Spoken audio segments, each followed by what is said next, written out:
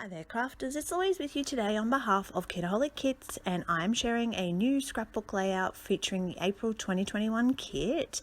This one got a little bit mixed media and a little bit fun and bright. So what I want to do is start by creating a paper cluster behind my photo. This is something I haven't done for a little while, but basically what I want to do is just cut random strips of paper and actually mount them behind my photo in real time. So not actually planned, so I'm not cutting any strips to particularly put in place, but just by using random bits of the leftover paper and just helping them poke through between the layers, you get this really interesting effect so that there is lots of pattern and color behind a photo. So you can see that I use my stapler a little bit to actually attach those layers together. It's a little bit easier than using adhesive sometimes. And then I go ahead and I pop some foam behind there as well to add a little bit of dimension and a little bit of interest. So when I'm doing these clusters behind a photo, I sort of am trying to balance the top or let's say the vertical and the horizontal type of layers. So you can see that at the moment I've got a lot of those vertical layers, but I need to create some interest in that horizontal area. So I go ahead and I just keep adding them until I'm really satisfied with the way this is looking, using different pattern papers. It's a tricky one because I try not to use the same pattern papers near each other. So you really want the papers to stand out and not get lost. So by using different patterns, you really get a different kind of effect. But eventually I decide that this is sort of what I'm happy with, and I'm going to go ahead and start to create some mixed media in the background. Now, I do toy with the idea of popping a circle in, but the circle that I cut is just not big enough to stand out. So back to the drawing board, and we have another go with another piece of pattern paper.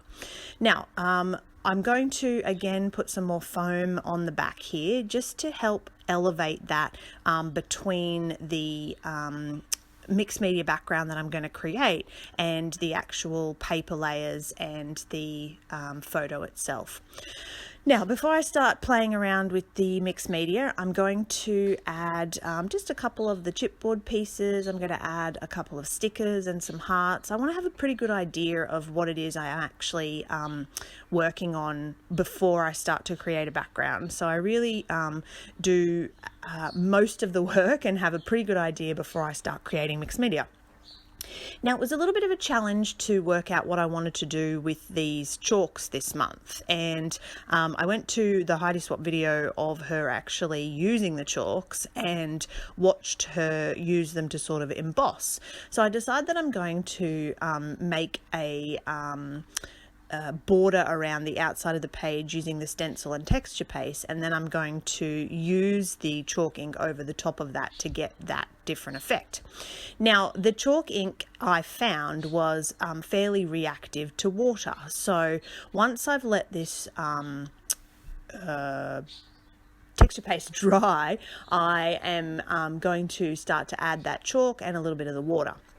Now, I've done the border, and it's looking a little bit structured for my liking. So it's kind of not flowing the way I want it to. I had a little bit of texture paste left on my spatula there. So I decided I'm just going to go ahead and mess that texture paste a little bit so that you still get this effect, but you get this mixed media area of interest as well.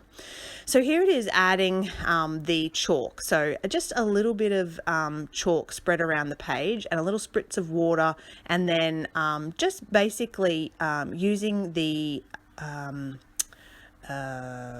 cloth to dry up any extra, spread it around, make it nice and sort of fluid and flowing. But I really like the way this chalk ink reacts with the water, and I think it's such a fun mixed media type background. You can see there's a little bit of the mess where I've created with the texture paste. There's a little bit of the stencil work showing through, and of course a mixed media background wouldn't be mixed media if there weren't a couple of splatters. So I had lots of the watered down chalk ink left, so I decided that I'm going to add, to tie everything together, I'm going to add a little bit of green to the layers of the papers. So I'm just going to paint that on there.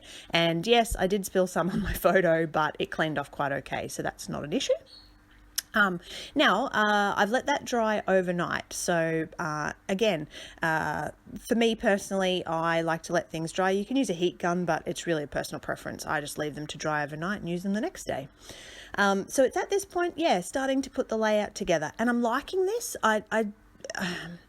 As I start to add more and more stickers, it does get a little bit busy for my personal scrapbooking preference. I tend to be more of a simple scrapper, like I just, bit of paper and some layers, and I like to keep it simple. This is kind of a little bit messy for me, but I think I salvage it. So eventually, once I'm finished with the stickers, I've left it on my desk for a little while, and I'm thinking it really needs a border. Like, I've got the black stickers here, I've got the black highlights, the black title. It just needed something, so I toyed with the idea of using ink around the edge, stitching, doodling, and I decided that I'm going to pull out some washi tape. So I have added the washi tape border, which I think really finishes it off nicely.